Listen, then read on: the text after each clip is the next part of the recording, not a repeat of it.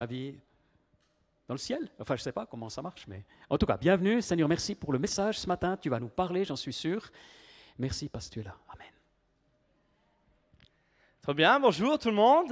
Ça me fait plaisir de pouvoir partager ici ce moment avec vous ce matin. Alors pour me présenter un petit peu plus de manière élaborée, je m'appelle Mathieu Bernard, je suis actuellement le leader avec ma femme Sophie qui est ici aussi du Gospel Center à Yverdon. Alors pour le moment, on n'est pas autant que vous, hein. On aspire à avoir une communauté comme ça, mais bon, ça fait aussi 2 ans moins Covid, hein, parce qu'on dit toujours l'année du Covid, ça compte pour bord, hein.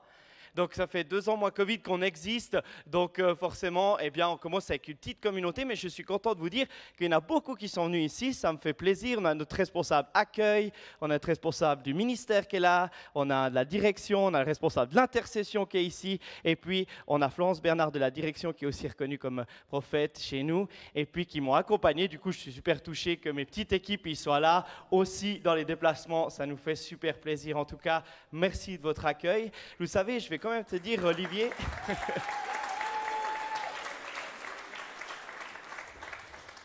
j'étais super touché de ton invitation parce que pour être totalement transparent et honnête avec vous, je me suis toujours dit avec ma femme, « Oh, si un jour je suis invité au centre de vie. » Et puis du coup, j'ai reçu un message d'Olivier, « Hey, ça vous dirait de venir au centre de vie pour parler ?» Je suis là, « Oh, c'est Olivier Favre du centre de vie. » J'ai fait un screenshot, je l'ai imprimé, je l'ai mis dans le mur. Non, ça me fait super plaisir. Vous savez, c'est toujours ici aussi une référence pour moi et ma femme ici parce qu'on a quand même pas mal d'amis qui viennent ici. On connaît, puis on trouvait aussi inspirant la manière dont cette église s'est développée avec le temps, a pris de l'ampleur et puis aussi a eu une influence dans la région. Et puis nous, en tant qu'église aussi à Yverdon, on a 4 axes et un de ces 4 axes, c'est j'influence ma ville et mon pays. Et puis du coup, on pense aussi que vous aussi, vous avez réussi à influencer votre ville, votre région, par qui vous êtes, non seulement ici en tant qu'église et communauté, mais aussi particulièrement en tant qu'individu, parsemé partout ici dans la région. Et puis l'influence, l'onction commune que vous avez ici, que vous développez, la recherche de Dieu tous ensemble ici, que vous ramenez aussi dans votre foyer, ce que vous vivez à la maison avec votre voisinage et tout, influence votre région. Et du coup, je vous remercie pour ça et pour l'exemple que vous êtes aussi pour nous.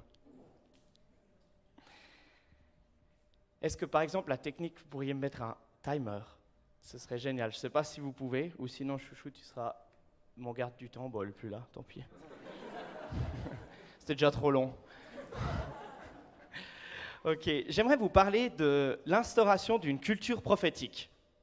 Alors nous, au Gospel Center Yverdon, on aime bien le prophétique, on est tout à propos de ça, on aime beaucoup parce que simplement on aime Dieu, puis on aime savoir ce qu'il pense de nous, on aime savoir ce qu'il pense dans toute situation, et puis aussi, la prophétie, c'est tellement encourageant, c'est encourager, c'est édifier, c'est construire. Et puis en fait, finalement, ce qu'on a envie, c'est de pouvoir être ces personnes qui cherchent l'or, c'est de pouvoir être ces personnes qui en fait vont pouvoir au milieu de la boue, au milieu du sable, trouver l'or que Dieu a mis non seulement dans chaque personne, mais dans chaque situation. Ça nous rend assez optimistes parce que nous croyons que dans toute situation, Dieu a une solution.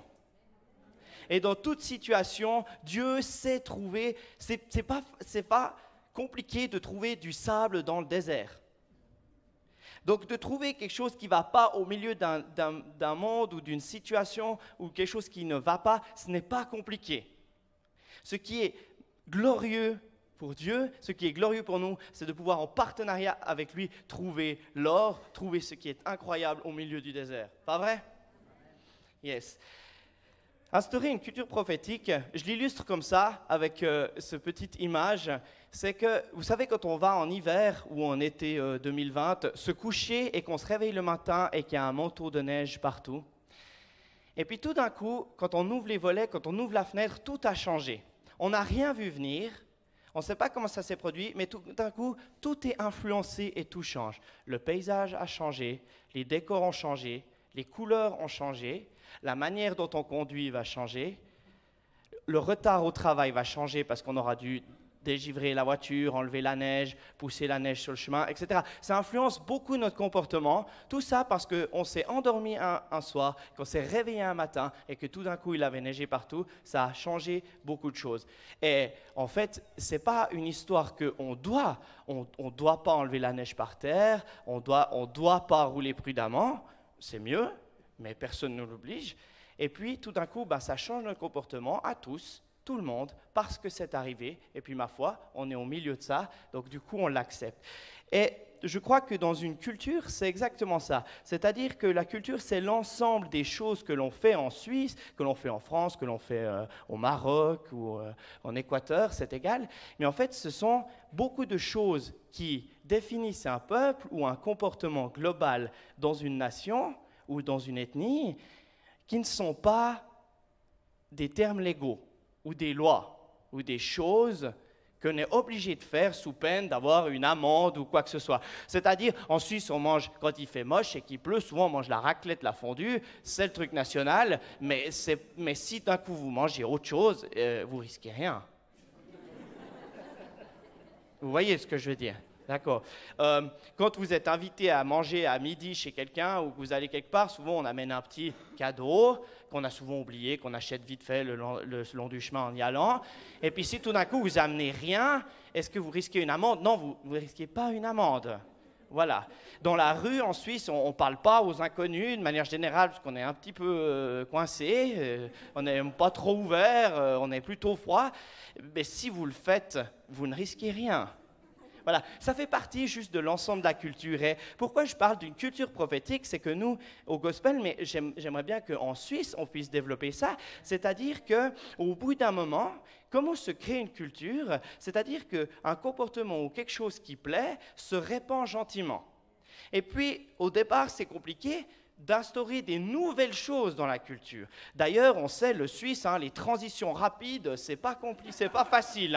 Bien sûr, c'est un truc culturel de nouveau. Personne ne nous tape dessus si on a une transition rapide. Mais pour être sûr, parce qu'on aime bien la sécurité, un truc suisse nouveau, eh bien, on préfère aller lentement. Mais du coup, un petit groupe commence à grandir jusqu'à que d'une minorité, il devienne une majorité. Et par l'effet de groupe, quand une majorité fait quelque chose, souvent, des fois on ne se pose pas la question, on fait la même chose. Pas de polémique Covid, ok, on ne parle pas de ça. On en rigole un petit peu. Mais c'est surtout pour ça. Et puis, je pense qu'il y aurait besoin d'une culture prophétique en Suisse. Pourquoi? Parce que certains aspects dont on rigole, comme la sécurité ou les choses comme ça, qui touchent notre pays, vont, je pense, à l'encontre aussi des choses que développe le prophétique et la pensée de Dieu. Je disais, la critique, elle est facile, mais celui qui voit avec la pensée de Dieu voit comme Dieu voit. Bon, vous ne critiquez pas, on m'a dit sur Neuchâtel, mais nous, ça nous arrive. Donc, du coup, on essaye aussi de plutôt voir ce que Dieu dit. Okay? La prophétie encourage et donc ne s'acharne pas ou ne se concentre pas sur le mal. La prophétie relève, pointe sur ce que Dieu fait et pas sur ce que le mal fait.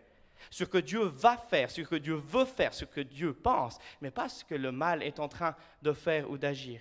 Permet à certains de dépasser et d'entrer dans quelque chose que l'homme dirait plus glorieux ou plus grand, car la Bible ne fauche pas tout à la même hauteur.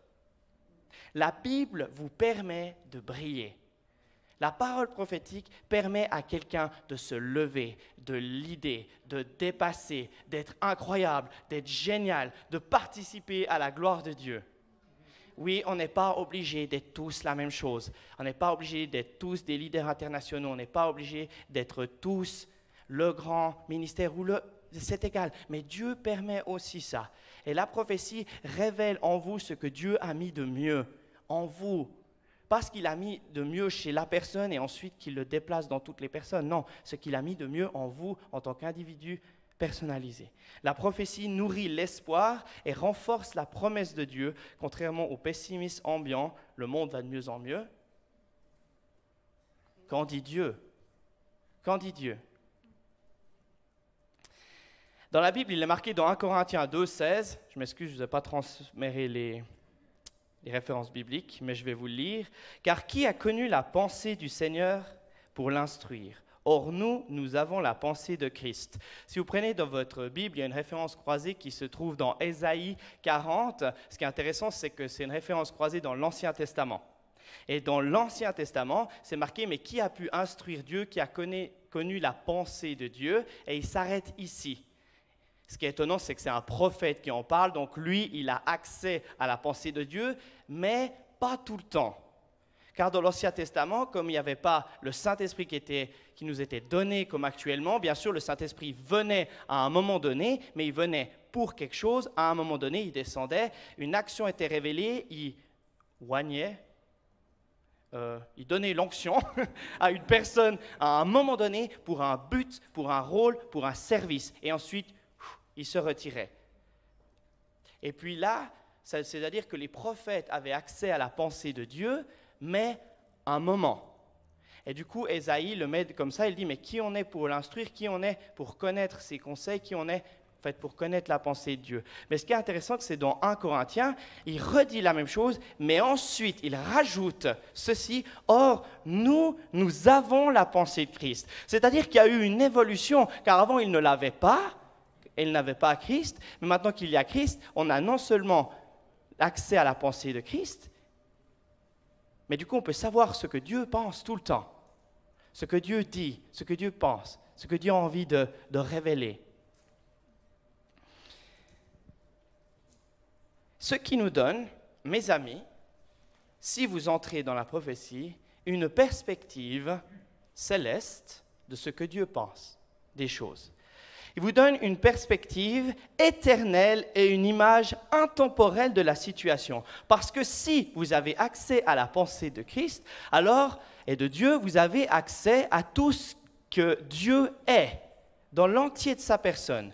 L'entier de sa personne, c'est-à-dire Dieu est éternel. C'est-à-dire que tout d'un coup, sur telle ou telle situation, vous aurez une pensée qui est éternelle et plus temporelle, c'est-à-dire fixée sur un événement, à un temps précis, à un moment donné.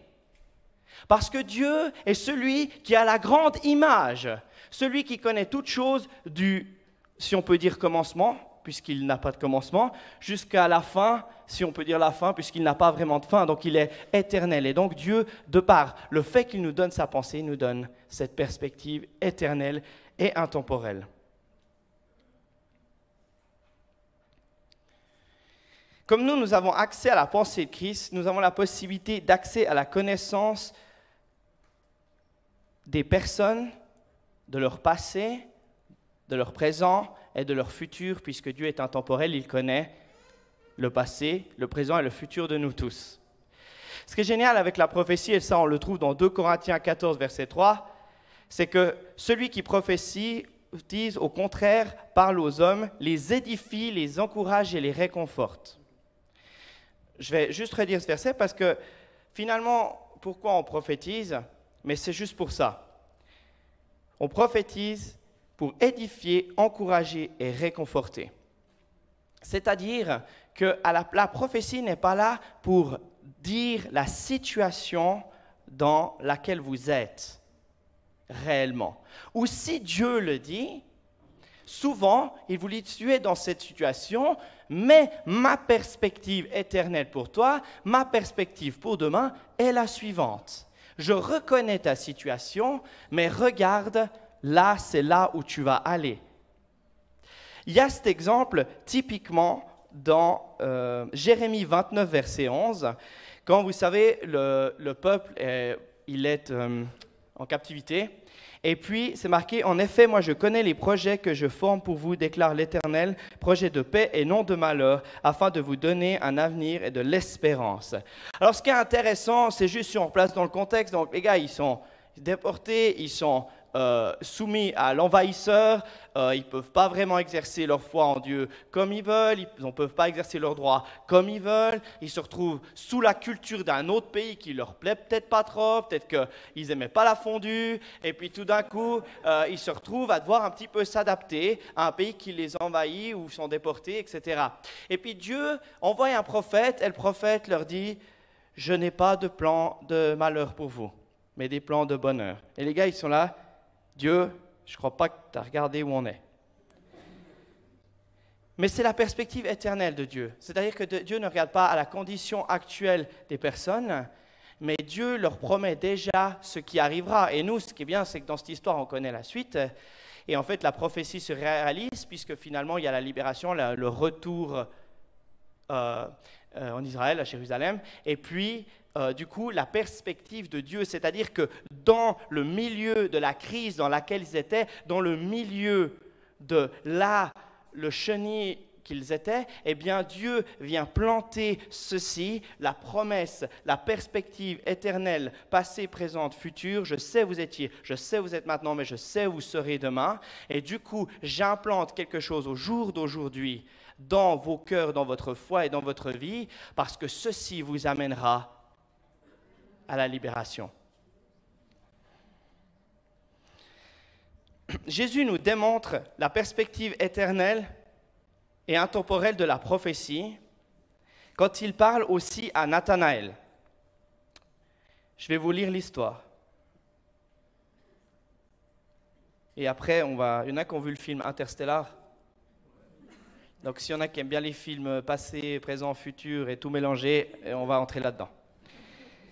Donc dans Jean 1, 43 à 51, c'est marqué ceci. Le lendemain, Jésus décida de partir pour la Galilée. Il trouve Philippe et lui dit « Suis-moi ». Philippe était de Bethesda, la ville d'André et de Pierre. Philippe trouve Nathanaël et lui dit « Celui dont il est écrit dans la loi de Moïse et chez les prophètes, nous l'avons trouvé. C'est Jésus, fils de Joseph de Nazareth. » Nathanaël répliqua « De Nazareth peut-il sortir quelque chose de bon ?»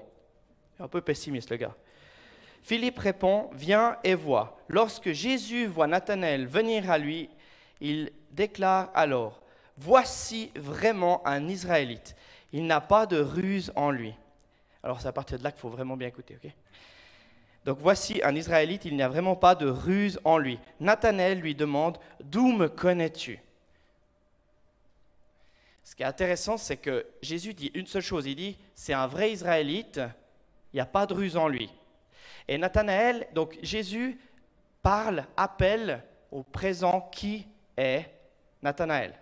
Vous me suivez, d'accord? Donc il lui dit juste, tu es un Israélite. Bon, il pouvait se tromper, mais voilà, c'est comme quand on fait une parole de connaissance, puis on dit Jésus t'aime, ça c'est pour les débutants, on commence comme ça on est à peu près sûr qu'on est juste. Donc voilà, tu es israélite. Et puis après, et puis il lui dit, il n'y a pas de ruse en lui. Et puis ça interpelle. Donc la prophétie l'interpelle d'un coup, mais comment tu me connais? Juste avec ça, le gars il se dit, le gars il me connaît. Avec juste 2 mots. Je trouve que c'est pas très élaboré pour dire, ah tu me connais. Et puis ensuite, Jésus lui répond, avant que Philippe t'appelle, quand tu étais sous le figuier, je t'ai vu. Donc il lui parle ensuite du passé. Donc il l'a vu avant. Et puis, Nathanaël lui répondit, lui dit, « Rabbi, c'est toi le Fils de Dieu, c'est toi le roi d'Israël. » Ok. Alors, je ne sais pas si ça ne vous marque pas, mais Jésus lui dit, « Tu es un Israélite, tu n'as pas de ruse. Comment tu me connais ?» Et ensuite, Jésus lui dit, « Tu étais assis sur un figuier, je t'ai vu, avant que Philippe t'appelle. » Puis il lui dit, « Tu es le Fils de Dieu. » Alors, je ne sais pas vous, mais moi, c'est vrai qu'en tant que pasteur, il y a souvent des gens aussi qui viennent vers moi puis qui me disent « Je ne sais pas quoi faire dans cette situation. » Puis vous savez, ils prient pour une réponse de Dieu. Puis après, quand ils ont une réponse, ils prient pour confirmer, pour être sûr que c'est la réponse de Dieu. Puis ensuite, quand la réponse, la confirmation, ils prient pour la confirmation. Et puis au bout d'un moment, il y a 250 confirmations pour être sûr vraiment que c'est Dieu qui a parlé. C'est bien d'être sûr que c'est Dieu qui a parlé. Mais en fait, d'abord, vous avez une intersection avec 2 voix, puis après, vous avez une intersection avec 800 voix, puis après, les gens sont un peu perdus. Là, ce que j'aime, c'est vraiment la conviction, tout d'un coup, de par une simple prophétie, que tout d'un coup, Nathanaël, il a la révélation, et tu connais mon passé, tu connais maintenant, et tout d'un coup, c'est lui-même qui déclare son futur puisqu'il lui dit « Tu es le Fils de Dieu », puis finalement, on connaît l'histoire qui va lui arriver. Mais ce qui est très intéressant, c'est que ça se passe comme ça. C'est là qu'il faut s'accrocher. Dans le passé, il a vu le futur et l'a communiqué au présent. Ouais, c'est la perspective éternelle. Donc, comme il est présent avec Nathanaël, il a vu dans le passé que Nathanaël était sous l'arbre et qu'il discutait avec Philippe. Il lui communique, il parle et puis il a vu dans le passé qu'il était avec Nathanaël sous l'arbre. Il communique au présent avec Nathanaël et puis cela influence son futur. On est d'accord ? Donc ça, c'est la perspective. Ça paraît un petit peu compliqué comme ça, j'espère que vous me suivez, mais en fait, c'est simplement ça que agit la prophétie. C'est-à-dire que quand quelqu'un prophétise sur vous, quand Dieu parle sur vous, il a cette connaissance complète de vous. Et puis, cela devrait déclencher en nous aussi, la prophétie, le même effet que chez Nathanaël, c'est-à-dire qu'à un moment donné, Dieu vous connaissant, Dieu vous aimant, peut implanter en vous une perspective éternelle et une perspective de futur. Comme chez Nathanaël. Jésus a fait la même chose lorsqu'il était avec la Samaritaine. La Samaritaine, il arrive au puits, elle lui dit quelque chose ici, ça je sais déjà. Donc ça veut dire qu'il lui confirme au présent, oui, tu es bien cette personne, mais ce n'est pas ça qui m'intéresse. Ce n'est pas ton présent et ta condition. Il lui dit, d'ailleurs, en plus de ça, voilà ce que tu as fait dans le passé. Il prouve à cette femme encore qu'il connaît son passé, que non seulement il connaît son maintenant qui ne l'intéresse pas, qu'il a la perspective de partout où elle est passée, puisqu'il lui dit « voici ce qui s'est arrivé ». Et puis, en fait, ce qui se passe, c'est qu'à ce moment-là, par révélation de simplement qui elle est, il lui dit « mais c'est qui tu es, mais… » Eh bien, en elle entre cette perspective nouvelle de Dieu de qui elle sera. Ce qui veut dire qu'à un moment donné, les amis, on dit toujours, c'est à la mode dans les églises, nous aussi on est à la mode, on dit la présence de Dieu vient. Viens, on cherche la présence de Dieu, etc. Et puis en fait, moi je dis, c'est impossible, les amis, de rentrer en face à face avec la présence de Dieu, ou d'entrer dans la présence de Dieu, ou en connexion avec la présence de Dieu, et d'en ressortir le même. Si vous cherchez la présence de Dieu, si la présence de Dieu vient ici ou chez vous, dans votre cuisine ou n'importe où, et que vous restez le même, alors je me mettrai devant Dieu et je contrôlerai mon cœur. Parce qu'à ce moment-là, regardez, ils ont été mis face à qui ils étaient, qui ils sont. Dieu dit, je te connais d'avant à maintenant, je donne en toi une perspective future. Et le simple fait qu'il leur dit ça, et Nathanaël, c'est pas big, hein. C'est un petit truc, mais parce qu'ils ont été mis face à face avec la pensée de Dieu, cela retourne radicalement leur vie pour les deux personnes. Et Jésus n'a pas fait grand-chose. Il n'a pas fait une prophétie à rallonge de 8 mètres pour être sûr de finalement tomber sur quelque chose qui touche la personne.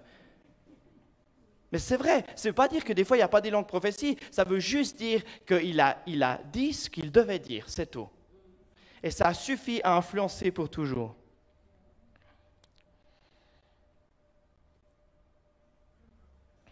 On parle un petit peu du futur dans la prophétie, et puis ce que j'aime bien, c'est qu'il y a cette parole dans la Bible que vous connaissez probablement dans Hébreux 11.1, qui dit « La foi, c'est l'espérance des choses qu'on ne voit pas ». C'est-à-dire des choses qui sont dans le futur, ou alors qui sont là, mais qu'on a encore de la peine à voir. D'accord ? Mais majoritairement, on a la foi parce qu'on prie pour des choses qu'on aimerait voir s'accomplir, donc qui sont dans un futur proche ou lointain.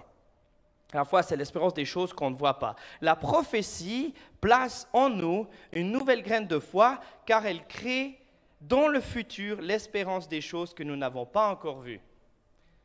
J'explique ça. C'est-à-dire que la prophétie, si je dis, voilà ce que j'ai l'impression que Dieu va faire dans 2 semaines, ce que je fais, c'est que je mets un jalon dans le futur, à un moment donné avec Dieu, pour l'accomplissement d'une promesse qu'il a faite. C'est-à-dire que si je vous dis, dans 2 semaines, vous aurez une nouvelle voiture, en fait, vous avez l'espérance qui est créée en vous que réellement, dans 2 semaines, vous aurez une nouvelle voiture.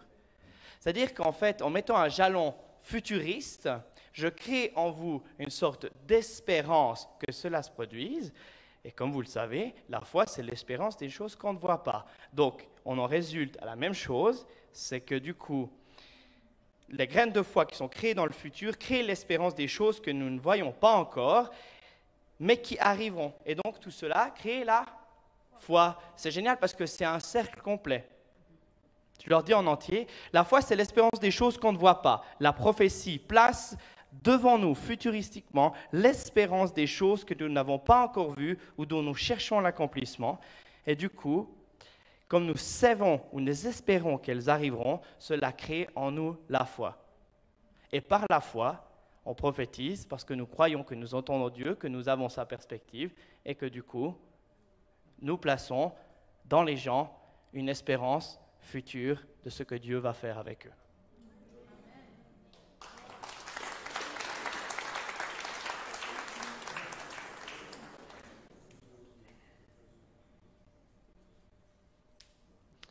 Je finirai par les 3 montagnes qui, pour moi, peuvent être un blocage de la culture prophétique en Suisse. Je n'ai pas trouvé dans la Bible, c'est moi qui les ai faites. Pas qu'on me dise après, le gars, il a dit. Mais selon moi, de ma petite expérience, c'est les 3 choses.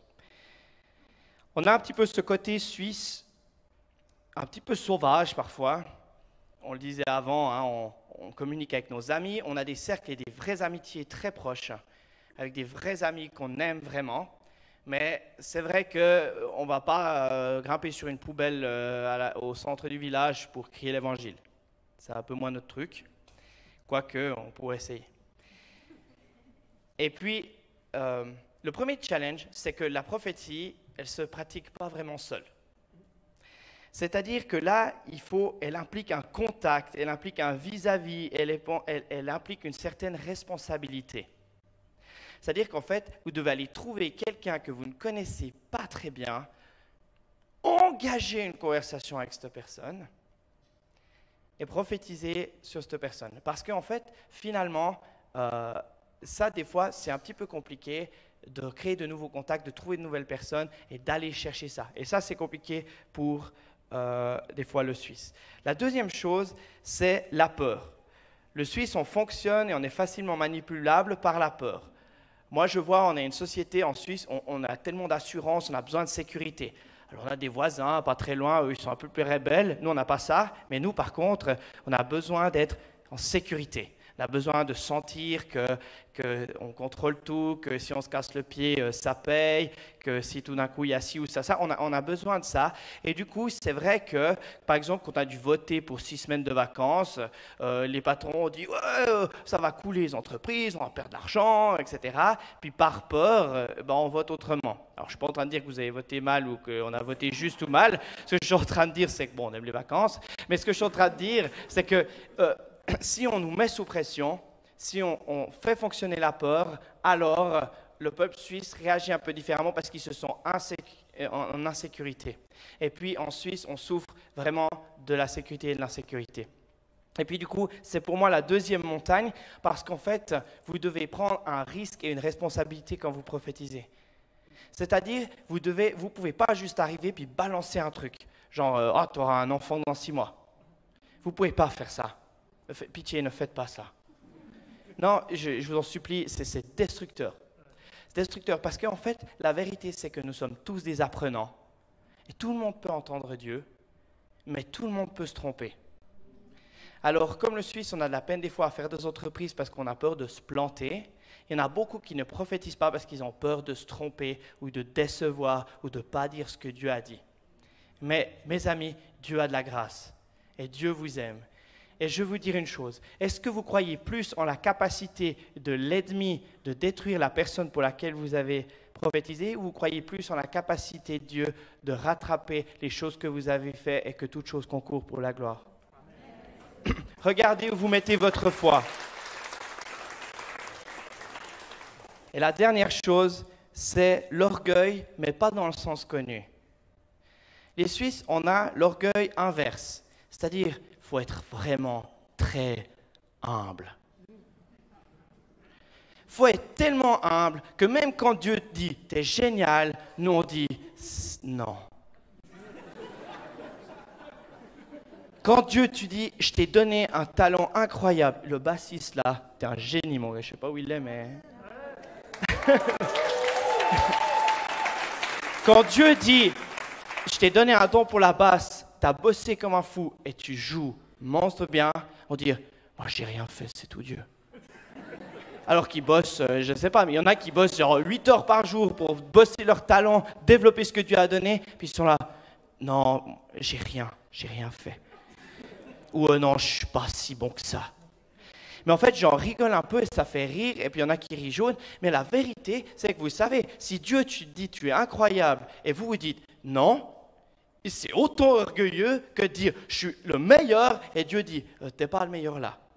C'est exactement la même chose. C'est-à-dire que vous pensez mieux connaître vous-même ou votre capacité que Dieu. C'est-à-dire que on est assez orgueilleux pour dire ce que Dieu tu dis, c'est pas vrai, c'est pas tout à fait juste. Moi, je te dis comment réellement c'est parce que tu me connais pas aussi bien que ça. Et moi, je trouve que c'est monstre orgueilleux aussi.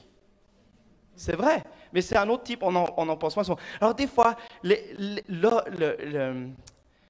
l'humilité exacerbée suisse, je trouve que parfois, eh bien, c'est de l'orgueil. Et parfois, ça influence malencontreusement la prophétie. C'est-à-dire qu'on est là, qui je suis pour donner une prophétie, j'entends pas Dieu, Dieu m'a pas donné ci, ou pourquoi Dieu il me parlerait à moi, pourquoi est-ce que Dieu il me donnerait une parole qui pourrait influencer l'entier de ma nation ou de ma région, voilà. Mais en fait, vous savez quoi, c'est faux. C'est faux. Combien d'histoires dans la Bible sont sorties de gens qui n'avaient rien à voir, qui n'étaient ni des rois, ni des prophètes, ni des superstars, ni rien du tout.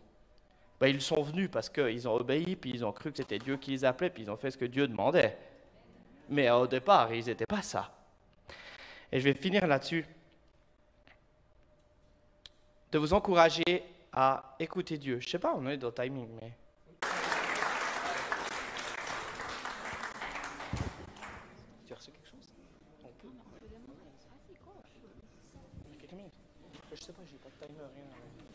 Ok, on démontre alors.